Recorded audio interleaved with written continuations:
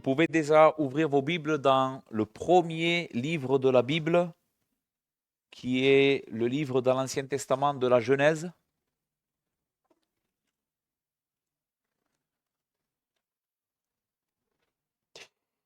Et je vais prier le Seigneur avec vous. Père Céleste, notre Dieu, merci Seigneur pour nous avoir rappelé toutes ces vérités que nous venons de chanter. Seigneur, tu es le seul qui est saint et tu as créé le ciel, la terre et tout ce qu'elle contient. Aujourd'hui, nous avons le privilège de t'adorer toi seul. Tu es le seul qui est digne de recevoir notre louange. Et Seigneur, nous te remercions de tout notre cœur, nous, ton peuple, Seigneur, de nous avoir appelés, de nous avoir sauvés. Nous prions, Père, pour que ton évangile aujourd'hui puisse sortir avec puissance. Seigneur, non pas parce que la puissance dépend des hommes, mais parce que c'est ton esprit qui est fort. Nous, nous sommes faibles, nous sommes torpes, Padre, mais toi, tu es fort, ton esprit est sage. C'est pourquoi nous te supplions, Seigneur, pour la présence de ton esprit d'une manière toute particulière. Père, c'est selon ta promesse que nous prions, parce que tu as promis d'être avec nous et de soutenir ton peuple. Nous te demandons ces choses pour ta gloire. Amen.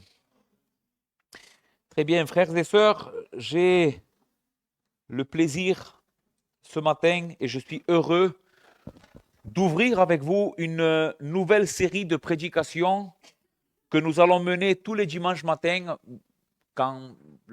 principalement ça sera le dimanche matin, basé sur le livre de la Genèse.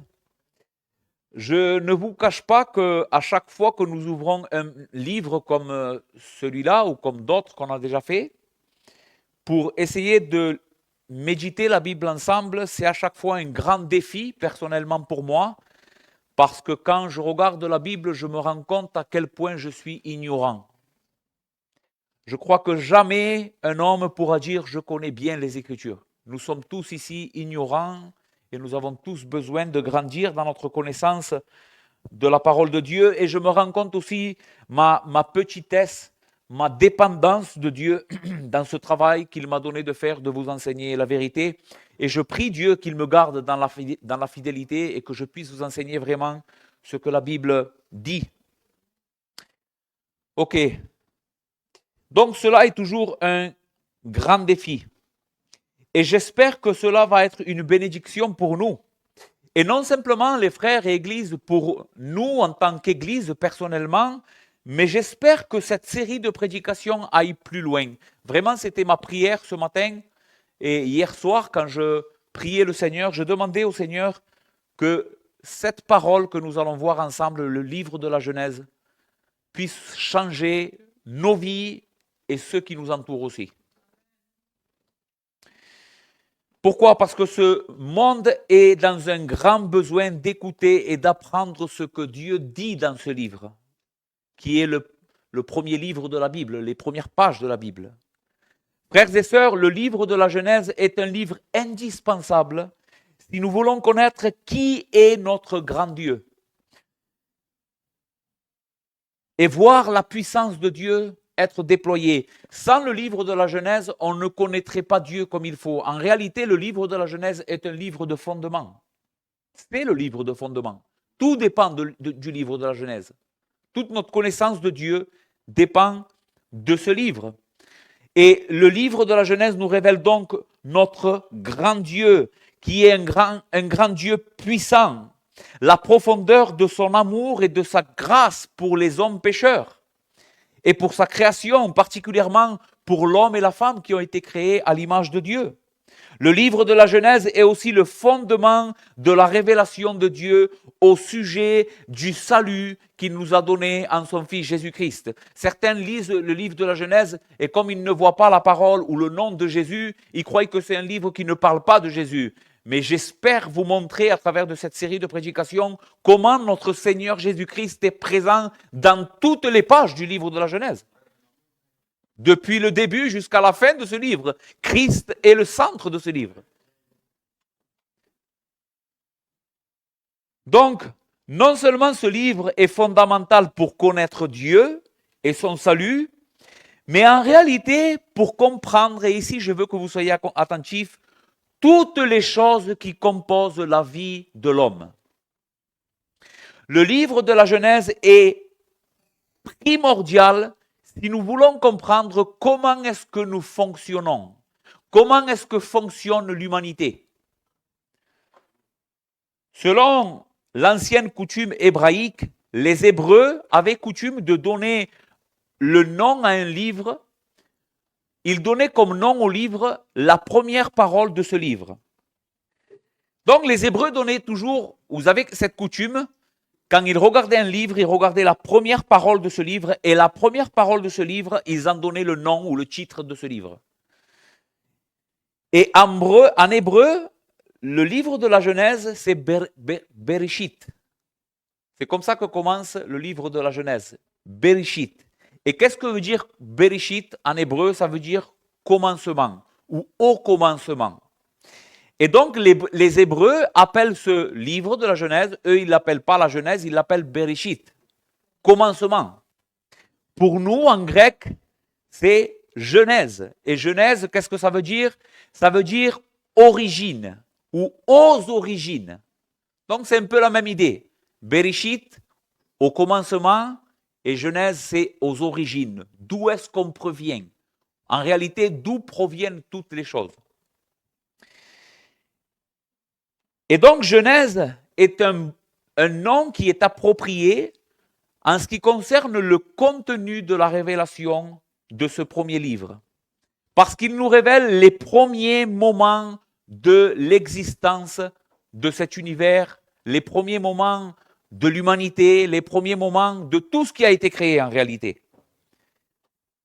Toutes les choses existent. Et pourquoi elles existent? Parce que Dieu les a faites. Parce que Dieu les a créées.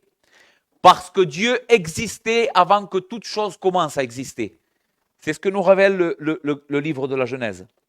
Donc, nous voyons dans ce livre non simplement pourquoi nous avons besoin de ça, parce qu'elle nous révèle Dieu, mais aussi parce qu'il nous révèle le fondement de tout ce qui a été créé. Pourquoi ce livre est important? Parce que dans ce livre, nous voyons les toutes premières choses de tout ce qui a été créé. Par exemple, nous voyons le premier homme, nous voyons la première femme, nous voyons le premier travail, nous voyons le premier péché, nous voyons la première mort, nous voyons le premier pardon, nous voyons la première promesse de Dieu. Tout est là, dans le livre de la Genèse, dans sa forme la plus primitive, mais aussi la plus claire.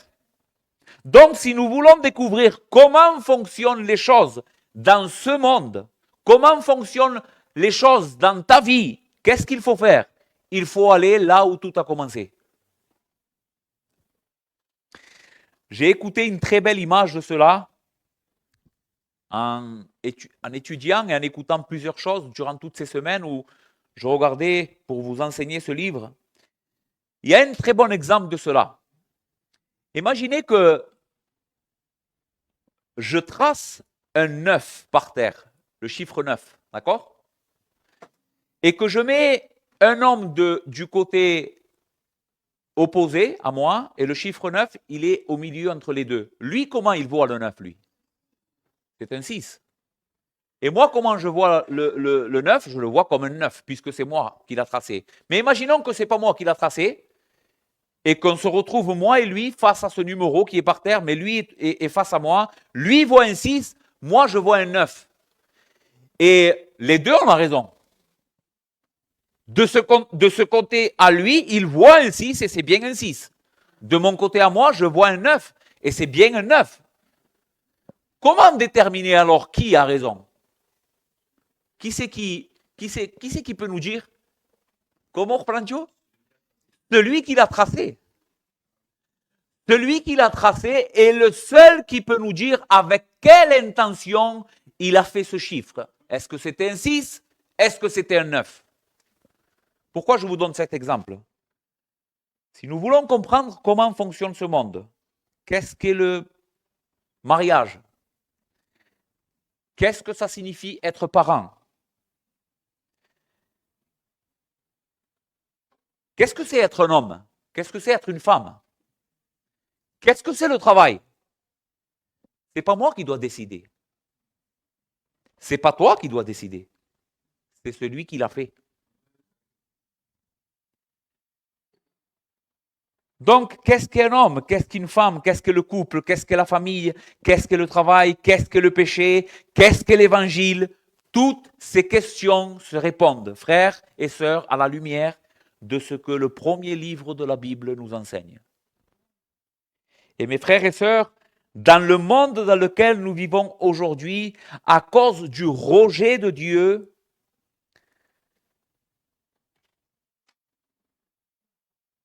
cette question est primordiale, ou l'étude de la Genèse est primordiale. Aujourd'hui, les frères, dans nos écoles de la République, on veut enseigner à nos enfants que tout n'a pas été créé par Dieu. Et si tout n'a pas été créé par Dieu, alors en réalité, rien n'est spécifique. Rien n'a été créé pour un but précis. On est le résultat de l'hasard.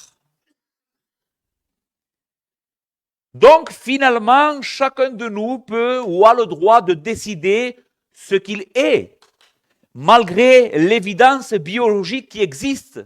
Par exemple, entre la différence entre un homme et une femme, il existe une évidence immanquable, biologiquement parlant. Nous ne sommes pas les mêmes, n'est-ce pas?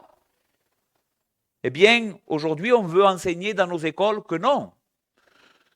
Ce n'est pas ce que je suis qui détermine ce que je dois être, mais c'est ce que je pense que je suis. Si je pense que je suis un chat, alors je suis un chat. Ça fait rire, les frères. Pourquoi on en arrive là? Vous allez le voir ce matin. Parce qu'on a rejeté Dieu. Pourquoi la société est ce qu'elle est? Parce qu'elle ne croit pas ce que la Genèse dit.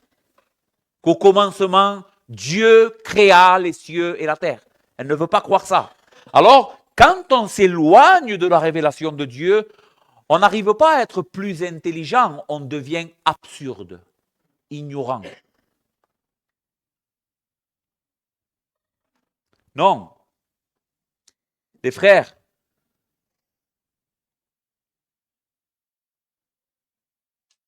une famille normalement composée se compose d'un papa et d'une maman et des enfants qui ont été engendrés par l'union dans l'amour de cet homme et de cette femme. Il n'existe pas autre chose.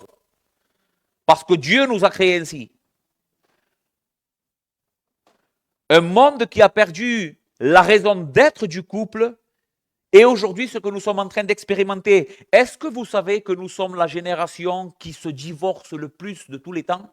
Est-ce que vous le savez ça? Dans les chiffres, les gens aujourd'hui, de manière approximative, les couples qui se marient n'arrivent pas à vivre ensemble au-delà de 3 ans. Dans la majeure partie des cas, selon les chiffres. C'est affolant. Pourquoi? Parce qu'on ne sait plus comment s'aimer. On ne sait plus qu'est-ce que c'est le couple. Donc, pour toutes ces raisons et bien d'autres encore, nous allons essayer de plonger nos regards dans la loi parfaite de l'Éternel qui est capable de redresser ce qui est tordu, selon le psaume 19.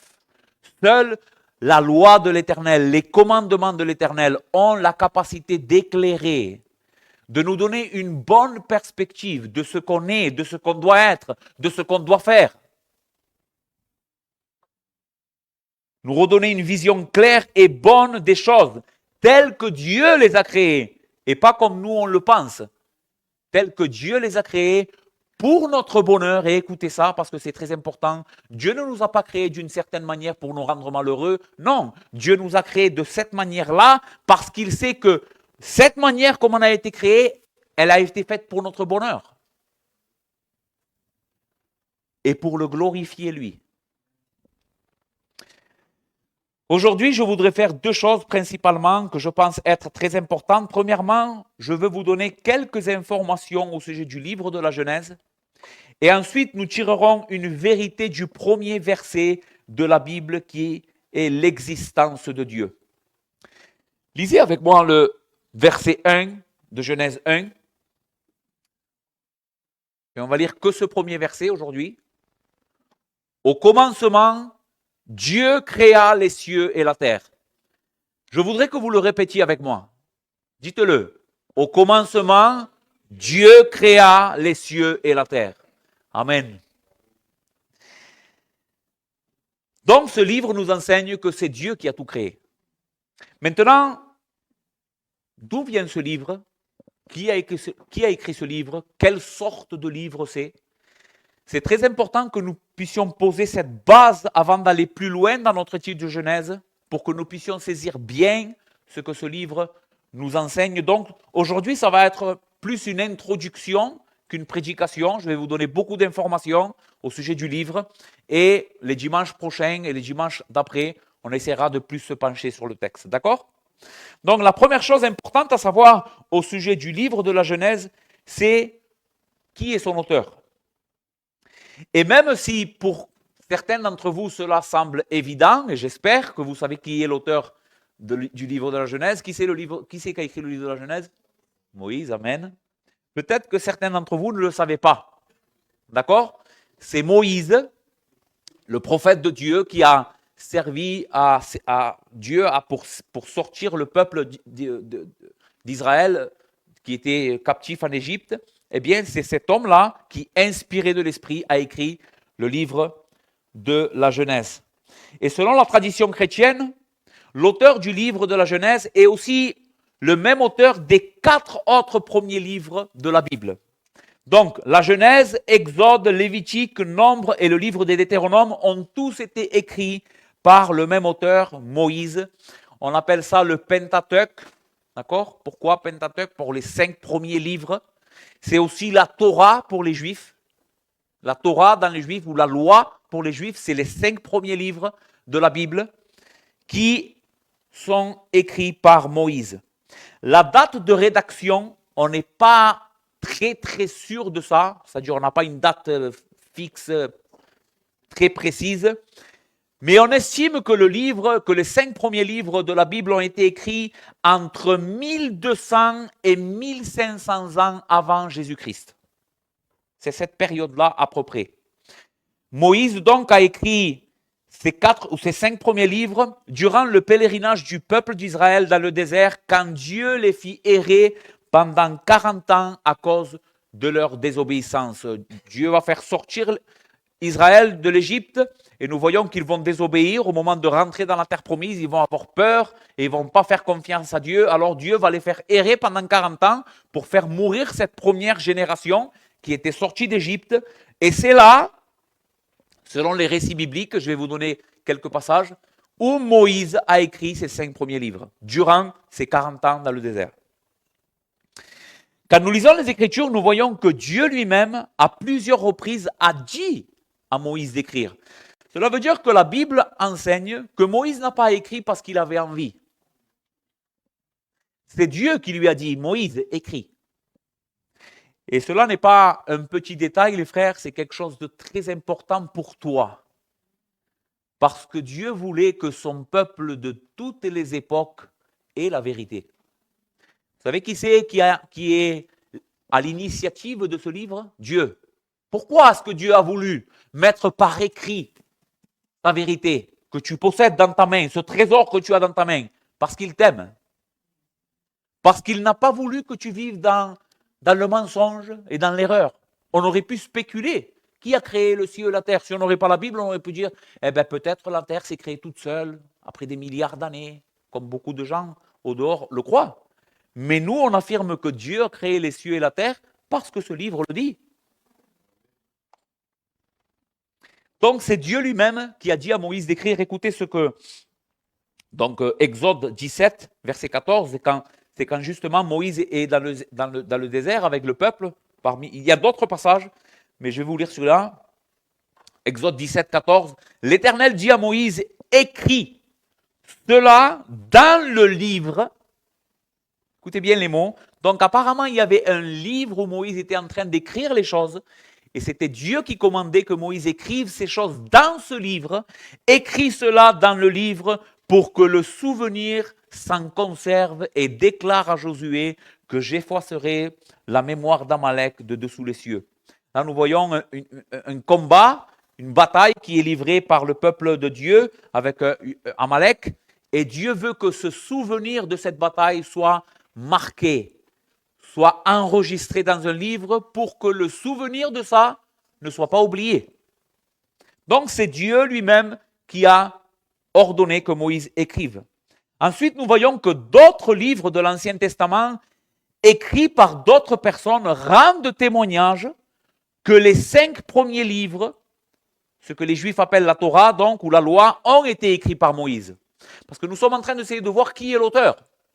Est-ce que je dois deviner qui est l'auteur? Eh bien, nous avons vu que déjà, nous avons dans le livre d'Exode une piste où Dieu dit à Moïse écrit, mais ensuite d'autres livres bibliques qui n'ont pas été écrits par Moïse font référence aux 5 premiers livres de la Bible et donnent l'autorité ou l'auteur comme Moïse. Écoutez ce que Néhémie 13 dit, Néhémie 13:1.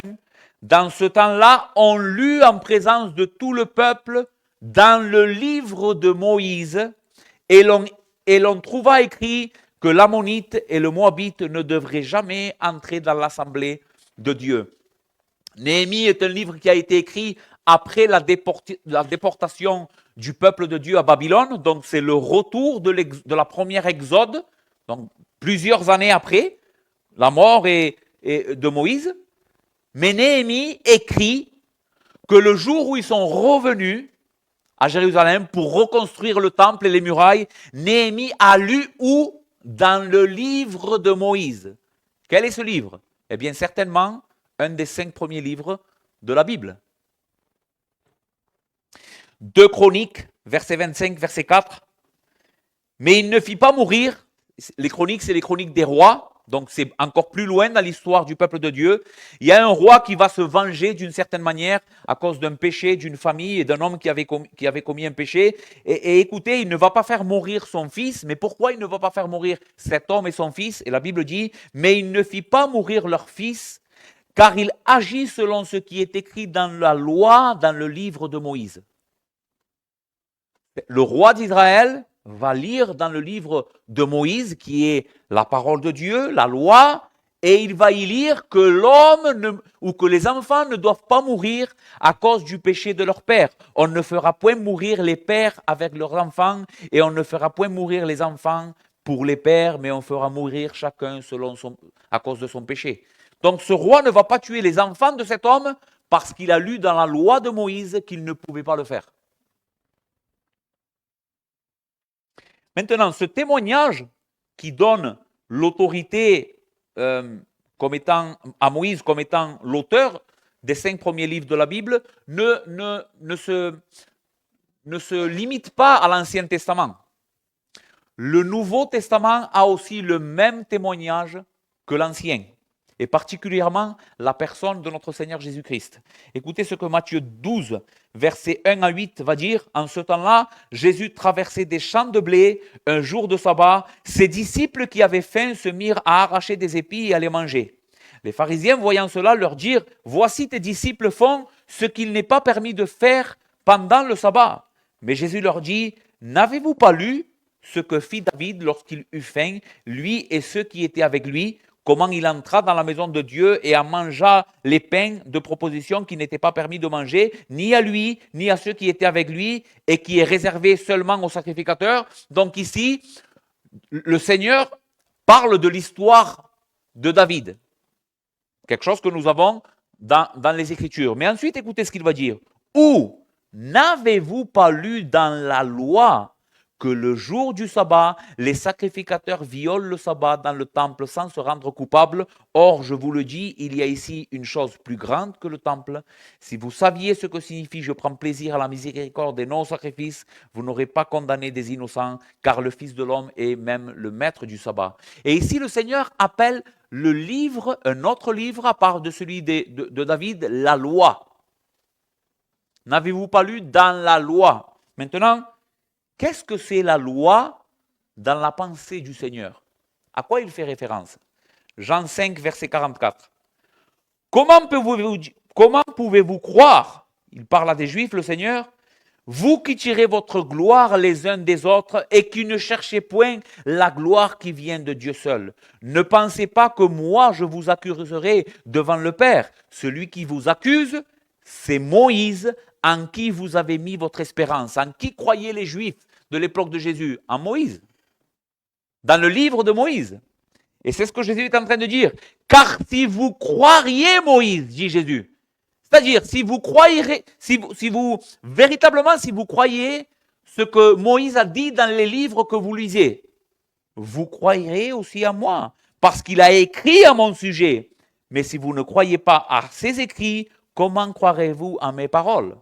Donc, dans la mentalité de Jésus, la loi, c'était les livres de Moïse. C'était ce que Moïse avait écrit. Un autre passage, Luc, verset 24, chapitre 24, pardon, verset 23-27.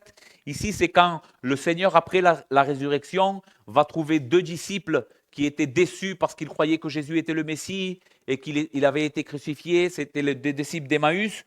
Et écoutez ce que Jésus va leur dire. Alors Jésus leur dit, ô homme sans intelligence et dont le cœur est lent à croire tout ce que les prophètes ont dit. Ne fallait-il pas que le Christ souffre ces choses et qu'il entre dans sa gloire? Écoutez, et commençant par Moïse et par les prophètes, il leur expliqua dans toutes les Écritures ce qui le concernait. Commençant par Moïse. Pourquoi commençant par Moïse? C'est comme si le Seigneur, en réalité, c'est ça, a fait un survol de toutes les Écritures qu'ils avaient à ce moment-là. Et par où commencent les Écritures? Par Moïse. Ainsi, en regardant la Bible elle-même, nous trouvons le témoignage partout dans les Écritures et surtout dans la bouche même de notre Seigneur Jésus-Christ, le Dieu fait homme, que la loi qui était comprise à l'époque de Jésus comme les 5 premiers livres de la Bible ont été écrits par Moïse. Amen? Ok. Maintenant, après avoir vu qui est l'auteur de la Genèse, voyons quel genre littéraire c'est. Et ici, ce n'est pas de moindre importance. Je voudrais vraiment que vous puissiez saisir et que vous soyez attentifs à ce que nous allons dire maintenant. Quel genre littéraire c'est? C'est-à-dire, comment comprendre et étudier ce livre? Comment l'interpréter? Et si on ne comprend pas quelle sorte de livre c'est, comment il a été écrit, quelle est l'intention de l'auteur, on passe à côté de l'enseignement de ce livre et même on peut carrément enseigner autre chose que ce livre n'est pas en train d'enseigner. Et c'est une des erreurs les plus commises aujourd'hui quand on s'approche de la Bible. Les gens lisent Apocalypse comme ils lisent l'épître de Jean. Ils lisent Genèse comme ils lisent les psaumes. Mais non, on ne peut pas faire ça. Les psaumes et la Genèse sont les deux la parole de Dieu, mais ce n'est pas le même genre littéraire. Ce n'est pas la même chose. Les psaumes, ce sont un langage poétique. La Genèse, qu'est-ce que c'est? C'est de l'histoire. Comment on interprète l'histoire? De manière littéraire, exactement. D'accord? Donc, quelle sorte de livre est celui-ci et comment devons-nous le comprendre? Est-ce que nous voyons Dieu créer le ciel et la terre avec la puissance de sa parole, le serpent parler à Ève, les anges garder le chemin de l'arbre de la vie avec une épée flamboyante? Est-ce que nous devons comprendre que toutes ces choses sont des images, des symboles, ou est-ce que c'est vraiment arrivé? Est-ce que Dieu a créé l'univers en 6 jours ou c'est une image?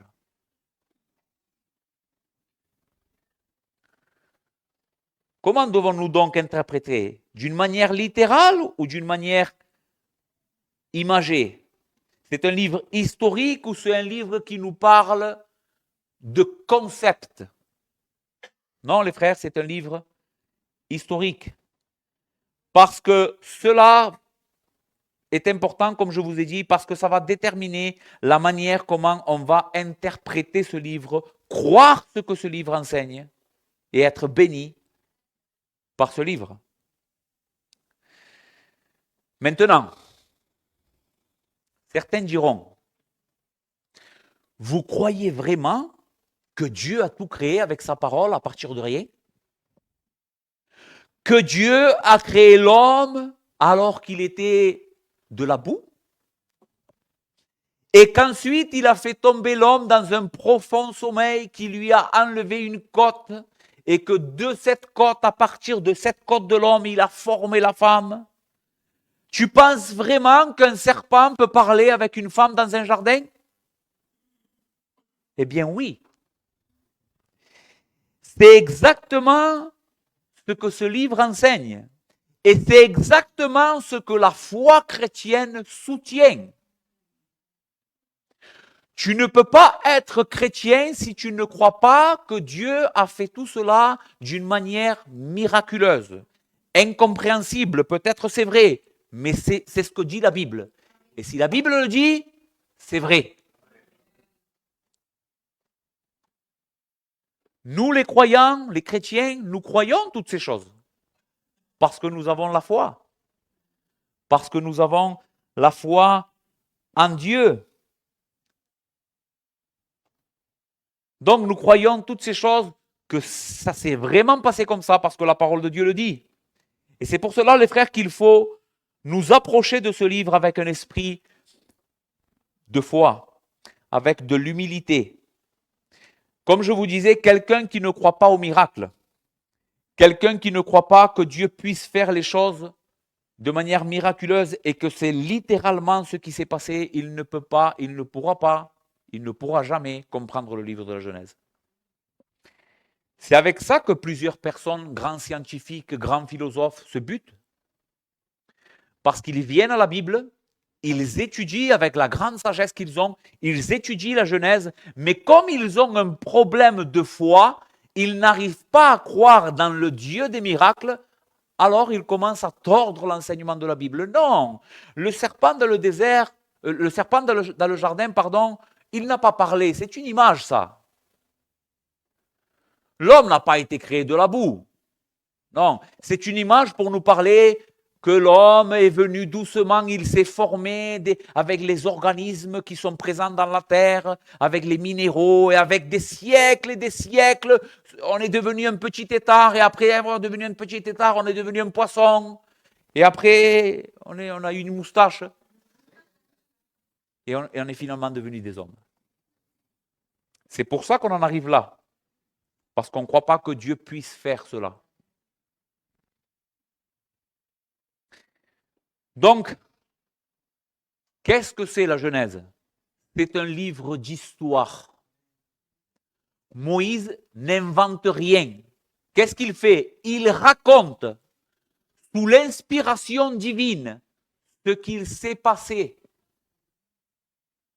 Voilà comment on est venu à l'existence et tout a été créé. Au commencement, Dieu créa les cieux et la terre. Au premier jour, il a fait ça. Au deuxième jour, il a fait ça. Au troisième jour, il a fait ça. Au quatrième jour, il a fait ça. L'homme, il vient de là. Voilà ce que c'est. De l'histoire. Et c'est de cette manière que nous devons nous approcher de ce livre. Ça va? Ok. J'ai des problèmes avec ma tablette aujourd'hui. Elle se referme toute seule. Très bien. Donc, on a vu l'auteur. On a vu le genre littéraire. Il me reste une dernière chose à vous dire au sujet du livre, et ensuite nous pourrons voir autre chose rapidement. C'est comment diviser ce livre.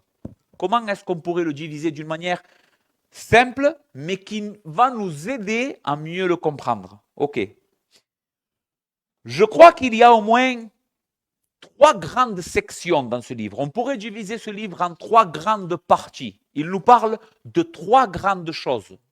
Et comprendre ça, comme je vous dis, ça va nous aider beaucoup à mieux le saisir, à mieux comprendre ce que Dieu veut dire au travers de ce livre.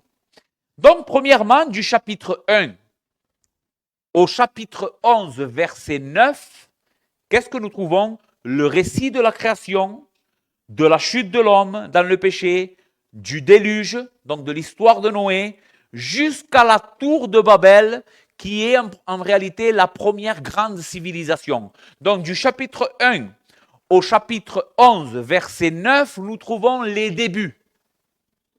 Les débuts de l'homme, les débuts de l'univers, la chute, comment Dieu va envoyer le déluge, et ensuite, après le déluge, que Noé sorte de l'arche, comment la terre va commencer à se peupler avec les enfants de Noé, et la première grande civilisation qui va essayer de construire une tour pour aller jusqu'au ciel, et là, Dieu va descendre pour diviser les langues, d'accord ? Du chapitre 1 au chapitre 11, verset 9, ça serait la première grande division du livre de la Genèse, et on pourrait parler des débuts de l'humanité. D'accord ? On pourrait l'appeler comme ça. Ok. La deuxième grande section de ce livre serait du chapitre 11, donc verset 10, au chapitre 36. Et là, l'histoire de la Genèse arrête de nous parler de l'humanité d'une manière globale, mais elle commence à se centrer dans l'histoire d'un homme et ensuite de sa famille. L'homme en question, c'est Abraham. Donc du chapitre 11 au verset 10 au chapitre 36, la Genèse nous raconte l'histoire des patriarches, Abraham, Isaac et Jacob, qui sont les pères de la nation juive, et c'est à eux que Dieu va donner la grande promesse qui après ça va parcourir toutes les Écritures jusqu'à s'accomplir en Jésus-Christ et nous parvenir à nous par la foi. Ok ? Donc ça c'est la deuxième grande section. Les débuts de l'humanité, ensuite la création du peuple de Dieu au travers d'Abraham, Isaac et Jacob. Ensuite, du chapitre 37 au chapitre 50, qui est le dernier chapitre de la Genèse, encore une fois, la Bible ou la Genèse resserre un peu plus l'objectif, et là, elle ne se centre plus sur une famille, mais sur une seule personne de cette famille, la vie de Joseph. Et pourquoi la Bible fait ça? Pourquoi Dieu nous donne cette histoire qui est très importante dans les Écritures? Parce que l'histoire de Joseph nous aide à voir comment Dieu va sauver ce peuple de la famine, mais il va les conduire à travers de cette histoire à venir habiter en Égypte. Et pourquoi le peuple doit habiter en Égypte? Parce que Dieu va dire à Abraham, tu vois cette terre, Abraham, je te la donne en postérité, mais avant que je te la donne, il faut que tu saches quelque chose. Ta postérité va être pendant 400 ans prisonnière dans un pays étranger.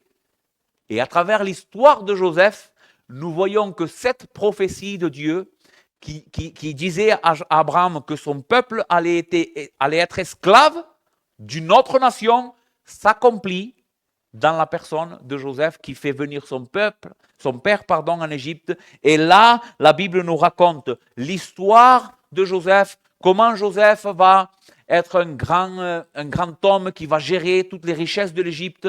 Mais finalement, nous allons voir que les Égyptiens vont se révolter contre le peuple de Dieu. Ils vont les tenir sous l'esclavage pendant 400 ans. Et au bout de 400 ans, Dieu viendra le libérer au travers de l'Exode, qui est le deuxième livre de la Bible. Donc la dernière section nous rappelle ou nous enseigne l'histoire de Joseph et nous prépare pour comprendre le deuxième livre de la Bible qui est l'Exode. Ok? Donc 3 sections. Genèse se divise en 3. La première, les débuts de l'humanité, l'histoire du peuple d'Israël et l'histoire de Joseph et de la captivité en Égypte. Ok. Voici ce qu'on doit savoir au sujet de la Genèse pour bien comprendre ce livre. Je sais que ça vous paraît peut-être un peu à quoi bon savoir toutes ces choses, mais vous allez voir que quand nous allons avancer dans la prédication et dans la compréhension de ce livre, tout ce que je viens de vous dire va vous servir. Va revenir à votre mémoire et va dire « Ah, je comprends maintenant ». Bien sûr que je dois interpréter ça de manière historique. Ça ne peut pas être autre chose. D'accord? Donc, c'est ce que je voulais vous dire au sujet de ce livre. Passons maintenant à mon deuxième point, et j'ai fini. Qu'est-ce que nous enseigne ce livre au sujet de l'existence de Dieu, et particulièrement le tout premier verset. Au commencement, Dieu créa les cieux et la terre. Les frères et amis ici présents, il y a une chose dans la Bible qui est très particulière, c'est que la Bible n'essaye pas de nous convaincre que Dieu existe. Écoute ça. La Bible et les auteurs bibliques ne cherchent pas à convaincre les lecteurs que Dieu existe. Elle assume que Dieu existe. Elle impose que Dieu existe. C'est une vérité fondamentale pour la Bible. En d'autres mots, pour les auteurs bibliques et pour Dieu, ne pas croire que Dieu existe, c'est une absurdité. Comme je vous disais tout à l'heure, ce n'est pas avancer, c'est reculer. Ne pas croire que Dieu existe, ce n'est pas être plus intelligent, technologiquement plus avancé que ces civilisations qui ont existé il y a 4000 ans. Ouais, mais ils n'avaient rien, ils n'avaient pas Internet, ils n'avaient pas d'ordinateur, ils n'avaient pas de médecine. On est plus avancé maintenant, aujourd'hui, on connaît plus de choses. C'est pour ça que maintenant, on sait que Dieu n'existe pas. Eh bien, la Bible dit tout le contraire. Croire ça et avoir cette mentalité, ce n'est pas avoir avancé, c'est avoir reculé. Non, Dieu existe. Et c'est une vérité fondamentale. La Bible dit que celui qui s'approche de Dieu doit croire que Dieu existe et qu'il est le rémunérateur de ceux qui le cherchent. Donc, frères et sœurs, ce que nous nous apprêtons à faire durant les semaines qui viennent, c'est de nous plonger nos regards sur le récit biblique que Dieu lui-même a fait au sujet de la création. Pourquoi est-ce que nous croyons que le ciel et la terre ont été faits par Dieu en 6 jours? Parce qu'il n'y avait personne qui était là pour nous le raconter, sauf Dieu. Que fait la science aujourd'hui? Elle nous dit non, c'est pas Dieu qui a tout créé, mais maintenant on sait que le Big Bang, il n'y avait rien, mais il y avait tous les éléments dans l'univers pour que ça se crée. Et je résume, brièvement, c'est plus technique que ça, ils le disent de manière plus technique et plus belle que moi, mais c'est ce qu'ils disent. D'accord? Avec des milliards d'années, eh bien, les choses se sont imbriquées, et finalement, on a eu un univers, et après, on a eu la Terre, et ensuite les hommes, et ensuite, on a eu la civilisation qu'on a aujourd'hui. D'accord? Mais comment est-ce que les hommes, les grands scientifiques, en arrivent à cette conclusion? Eh bien, ils veulent nous faire croire qu'ils ont fait une analyse pour arriver là. C'est-à-dire qu'ils ont investi du temps, de l'argent, ils ont vu. Vous savez que pour que quelque chose soit scientifiquement prouvé, vous avez déjà entendu ce mot?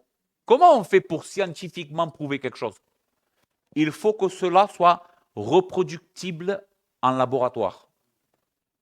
C'est-à-dire, il faut que visuellement, j'ai pu voir comment ça fonctionne et comment ça a été fait. Sinon, je ne peux pas dire c'est scientifiquement prouvé. Maintenant, quand les hommes disent que l'univers s'est créé à partir de rien tout seul, ils sont en train de nous dire on a pu scientifiquement prouver que c'est comme ça que c'est arrivé. Mais qui est-ce qui peut nous dire j'ai créé la vie? Qui est-ce qui peut prouver la théorie de Darwin? Vous savez pourquoi c'est une théorie? Et on enseigne ça dans nos écoles comme étant la vérité absolue à nos enfants. Qu'est-ce que c'est une théorie, les frères? C'est une pensée. C'est une supposition. Quelque chose que je crois être comme ça. Mais ce n'est pas quelque chose de scientifique. Ce n'est pas quelque chose de prouvé. C'est une idée. Une idée qui provient d'un cœur pervers, éloigné de Dieu, rebelle et hostile à son Créateur.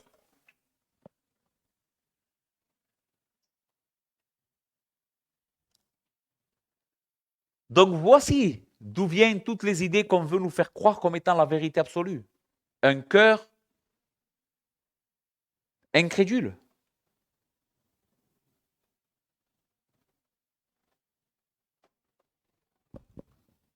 Nous nous apprêtons, frères et sœurs, dans les semaines qui viennent, à plonger nos regards dans la parole infaillible de Dieu. Le témoignage, c'est pour ça que je vous parlais de ça, de celui qui était là. Au commencement, Dieu créa, ce qui implique qu'au commencement, Dieu était déjà présent, avant que quoi que ce soit commence. Et même si ce que je vous dis, vous pourriez appliquer mon argumentation au sujet de la fausse compréhension qu'ont les scientifiques au sujet de la création, tu pourrais me dire, mais comment tu le sais? Est-ce que toi, tu étais là? Eh bien, écoutez ça. Leur théorie, en réalité, c'est de la foi. Ce n'est pas de la science, c'est une croyance. Sauf que leur croyance se base sur leurs idées. Et moi, croyance, je préfère la baser sur ce livre. Voilà la seule chose qui nous sépare. Entre nous, qui croyons en ce que Dieu a créé, toutes choses, et eux qui disent que ça a été créé par une autre manière. Eux, ils ont la foi en ça. Moi, j'ai la foi dans la parole de Dieu. Mais les deux sont d'une acte de foi. Et je préfère de loin croire en ce que ce livre dit. Pourquoi? Parce que c'est 100 fois plus cohérent. Le témoignage de ce livre est glorieux à ce sujet. Et en plus, le Saint-Esprit témoigne à notre esprit que cette parole est la vérité. C'est beaucoup plus qu'une simple conviction intellectuelle. Parce que je lis la Bible, je comprends. Mon ami, si tu es ici ce soir aujourd'hui et tu n'es pas en Christ, tu n'as pas simplement besoin de comprendre mieux la Bible, tu as besoin que Dieu se penche sur toi, t'ouvre les yeux, te donne un cœur capable de croire qu'au commencement Dieu créa les cieux et la terre, ou sinon tu ne croiras jamais.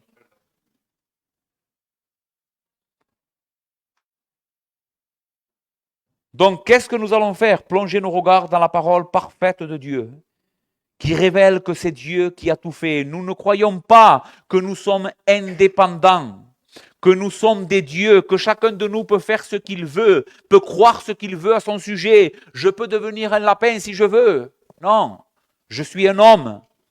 Dieu m'a créé en tant qu'homme et j'ai des responsabilités. Il m'a créé pour un but spécial. Et toi, femme, il t'a créé comme ça, pour sa gloire, à son image, pour un but spécial.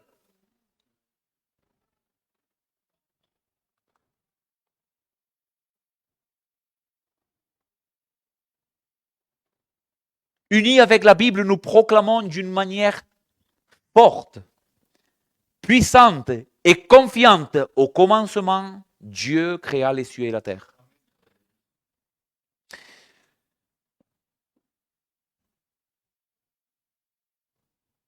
J'ai fini les frères, j'avais d'autres choses à vous dire, mais je vais passer ça.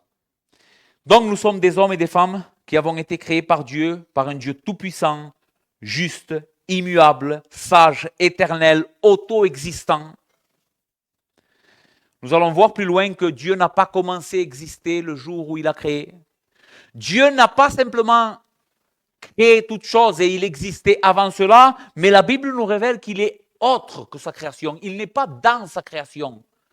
Il est autre que sa création. Il est en dehors du temps et en même temps, il remplit sa création. Voici qui est notre Dieu. Il est sage, immuable, il ne change pas, il n'a pas grandi, il n'a pas commencé à savoir plus de choses quand il a créé. S'il est immuable, il n'a pas créé parce qu'il avait un besoin quelconque, il n'avait pas besoin de nous. Il était heureux déjà quand il était ce qu'il était. Sans nous, il crée, pas parce qu'il a un besoin, mais parce qu'il veut partager, parce qu'il veut aimer, parce qu'il veut témoigner de cet amour. Et où est-ce que Dieu possède cet amour? Eh bien, le Dieu qui a tout créé est un Dieu unique, qui existe en 3 personnes distinctes. Il est un Dieu unique qui existe en 3 personnes distinctes. Il est un Dieu qui jouissait déjà avant que la création soit d'une communion parfaite entre le Père, le Fils et le Saint-Esprit. Il vivait dans la gloire, dans le bonheur, dans l'amour, dans la félicité. Et parce qu'il a voulu bien partager cela avec toi, il a décidé de créer. Celui-ci est le Dieu de la Bible. Et dans notre texte, nous le trouvons, au commencement, Dieu créa Bereshit bara. En hébreu, bara, c'est créer. Et vous savez quelle parole apparaît dans notre texte? Au commencement, Dieu créa. Dieu, ce n'est pas Yahvé, c'est Elohim. Et il y a un truc particulier, c'est que le verbe bara est conjugué au singulier. Au commencement, Dieu créa, au singulier, Elohim. C'est Dieu, celui qui a créé. Mais Elohim est un nom au pluriel.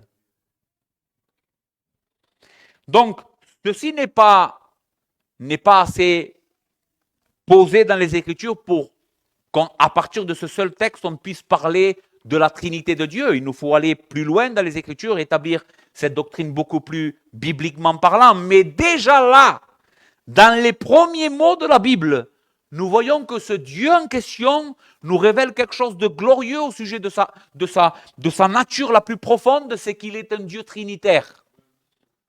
Même si cela nous dépasse, il est un seul Dieu. Je ne suis pas en train de dire ici, il y a trois dieux. Au commencement, les dieux ont créé. Non. Au commencement, Dieu, au singulier, bara, Elohim, au pluriel. Le texte est magnifique parce qu'il nous révèle que le seul Dieu véritable qui a tout créé existe en trois personnes distinctes. Le Père, le Fils et le Saint-Esprit.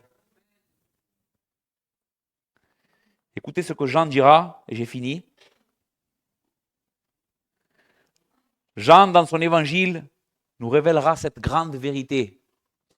Des centaines de milliers d'années après, au commencement, Dieu créa le ciel et la terre. Jean dit, au commencement était la parole. Et la parole était avec Dieu. Et la parole était Dieu. Elle était au commencement avec Dieu. Toutes choses ont été faites par elle. Et rien de ce qui a été fait n'a été fait sans elle. En elle était la vie. Et la vie était la lumière des hommes. Et au verset 14, Jean va nous dire, et la parole a été faite chair. Et nous avons contemplé sa gloire, pleine de grâce et de vérité. Au commencement était la parole, et la parole était avec Dieu. Christ était là. Dans notre passage, au commencement, Dieu créa les cieux et la terre. Eh bien, au commencement, il y avait le Père, le Fils et le Saint-Esprit. Et à partir d'eux-mêmes, de leur auto-existence, parce qu'ils ont la vie en eux-mêmes, ils ont donné la vie à d'autres créatures, qui maintenant, ces créatures dépendent de lui, de ce Dieu véritable. On vit pour lui, on est soutenu par lui, par sa puissance, par sa parole. Tu sais pourquoi le ciel continue à briller? Tu sais pourquoi la terre continue à tourner autour du soleil? Tu crois que c'est un effet du hasard ou des forces qui agissent dans l'univers? Non. La parole de Dieu dit que c'est Dieu qui contrôle et qui soutient toutes choses par sa parole. C'est lui qui est en train de dire au soleil, continue à briller.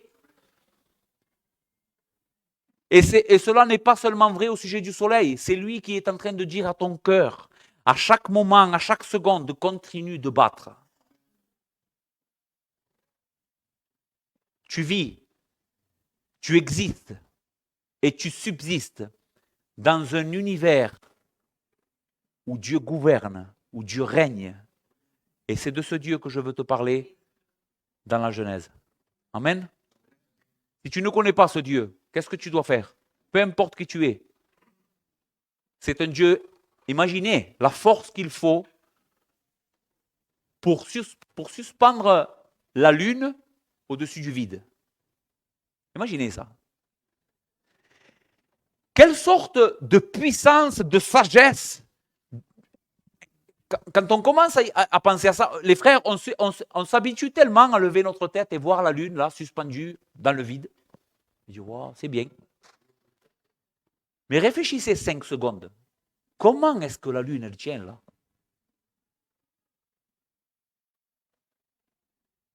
Il est le Dieu infiniment puissant. Mais en même temps, il est un Dieu humble, qui s'est fait homme pour venir mourir à ta place. Qu'est-ce que tu dois faire pour le connaître? Repens-toi aujourd'hui. Arrête de vivre. J'avais mis des textes, mais je ne veux pas les lire je ne veux pas vous tenir plus longtemps. Mais la Bible dit que tu es. Malheureusement, pour nous sommes rebelles et ignorants. L'insensé dit en son cœur, il n'y a point de Dieu. C'est le psaume 10 qui dit ça. Ne sois plus un insensé, reviens de ta folie. Tourne-toi vers Dieu. Viens à lui dans la repentance et la foi. Et il promet qu'un jour, ce grand Dieu, tu vas le voir de tes yeux.